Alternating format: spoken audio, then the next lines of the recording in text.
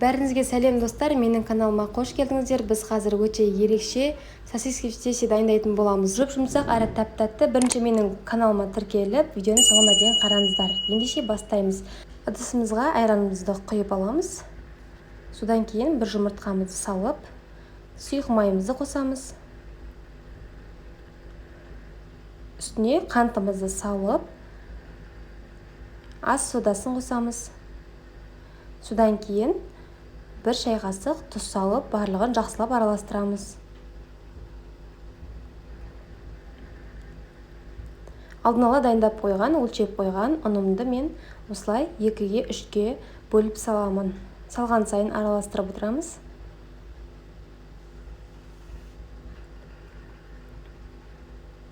Бірінші мен қасықпен осылай араластырып алдым. Содан кейін қолмен еледім.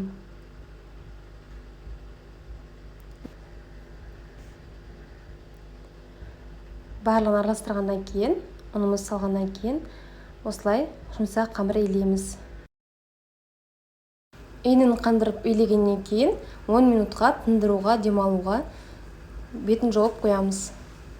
Біздің қамырымыз дайын болды. Теңдей 2 бөлікке бөлеміз, немесе өзіңізге ыңғайлы болу үшін бір нанды солаймен жайсаңыз да болады. Мен 2-ге бөліп жасаймын.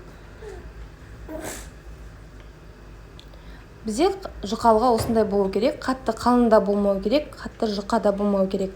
Енді осындай стаканның көмегімен немесе басқа да затпен осылай формасын келтіріп, дөңгелекке кесіп алдым.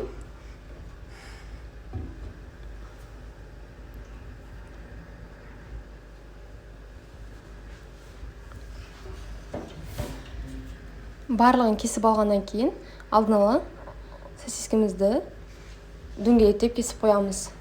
Енді ортасына осылай салып шығамыз барлығына.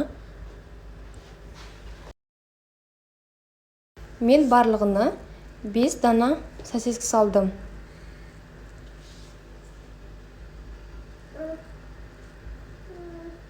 Барлығын салып болғаннан кейін, міне осылай барлығын біріктіріп, жақсылап жабыстырамыз. Біздің қамырымыз ашылып кетпеу үшін жақсылап жабыстырамыз.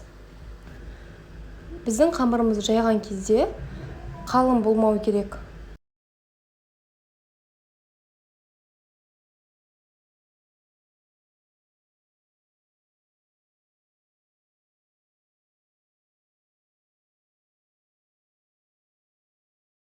Жеген кезде ауызда еріп, қытырлақ, жұп-жұмсақ болып шығады.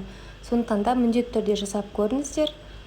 Және менің каналыма жазылуды ұмытпаңыздар, алдағы уақытта көптеген рецепттер шығаратын боламын. Майымызды алдын ала қыздырып қоямыз. Бір қыздырып алғаннан кейін астын орташа қылып бұқтырып қоямыз. Астын қатты ашық қойсақ, тез пісіп кетеді, іші піспей қалады. Екі жағын осылай араластырып тұрып пісіріп алсаңыздар, жақсы болып піседі.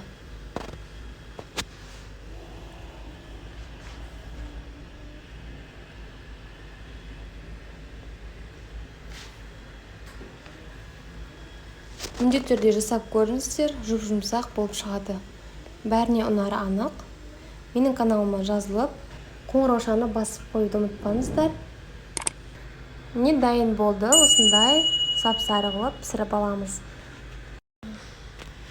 Осыдан да көптеу болып шығады. Міндетті түрде жасап көріңіз. Сізбен бірге болған Гүлбақыт.